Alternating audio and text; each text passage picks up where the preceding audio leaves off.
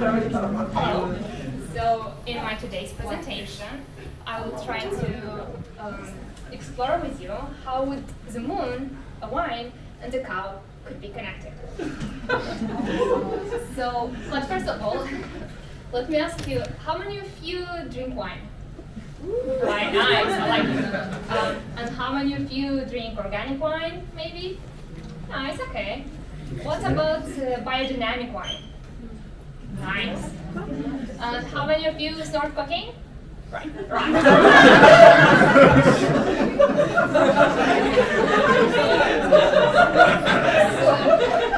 My today's topic is biodynamic wines, which is, imagine organic wines, organic viticulture, but that has a more witchy, hippie approach.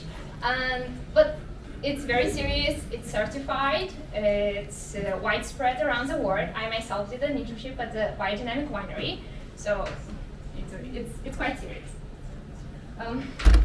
So to give you a background how it all originated, after the Industrial Revolution in the 20th century, farmers observed that the land, the agriculture started declining. The health of the soil, the biodiversity was just really bad. Which was naturally because of the highly mechanization and lots of chemical inputs. So this guy over here, he didn't really like it. He believed that the spirituality is connected to our physical world, and he saw that we should apply this in agriculture as well. So he had an idea, and which I will explain later, which involves the use of moon calendar and involves the. Sorry, I'm a bit nervous. Okay, I'll pass to the next one. So right, biodynamic viticulture. It's very similar to the organic wine in terms that it seeks sustainability, doesn't use chemical and fertilizers, it has minimal intervention. However, it has some particularities, like it's very holistic. It views viticulture as vineyard as a whole organism. It uses special preparations, which I'm going to talk later, and as I said, it uses a calendar which is based on the moon phases and constellations. So this is how a biodynamic calendar would look like.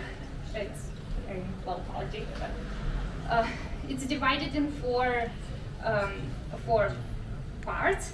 So the fruit, root, leaf, and flower, which assign to the signs like fire, earth, air, water, and the vine growers would follow this calendar for certain practices like pruning, harvesting, watering, and so on. And some believe that it's also good to follow it for some days when it's better to drink wine or not. However, this was debunked. It's the later part, about tasting wines. Let's be serious, all day good for drinking wines. So, what about biodynamic preparations? There are 9 of them. It involves some plants, like chamomile, some minerals, like silica, oak bark, and so on.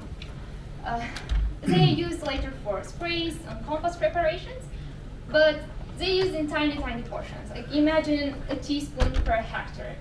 So they don't really have like the treatment role, but they have the role of bringing plants into a dynamic relationship with soil, water, worm, and the cosmos.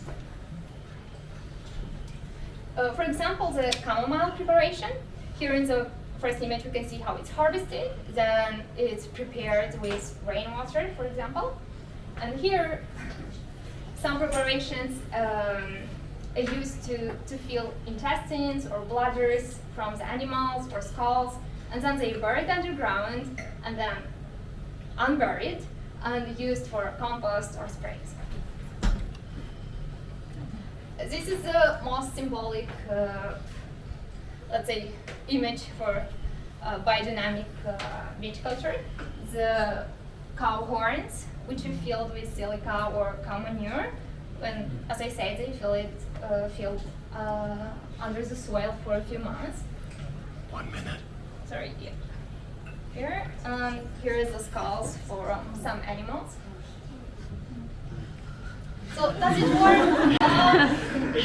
Well, biodynamic and organic, there's not really much differences. But regarding the conventional, yes, there's a higher biodiversity, better soil life, not that much in berry composition and wine quality, and consumers usually don't really express their preferences, but again, they need to be done a lot of studies, because this is hard to find the results for this sort of experiments. So now you know which is werewolves and biodynamic wine makers.